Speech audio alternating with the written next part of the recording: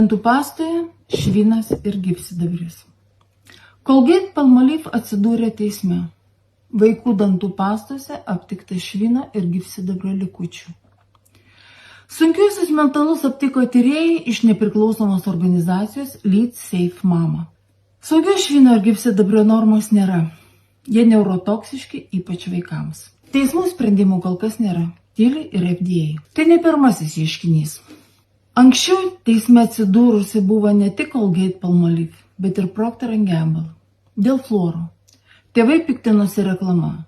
Dantų pasta vaikams buvo pateikiama kaip saldainis, įrodoma, kad juos reikia užtepti per visą šepetėlio ilgį, nors užtenka tik tai grūdelio. Bėda ta, kad vaikai nuryja dantų pastą, o fluoras jiems kenkia.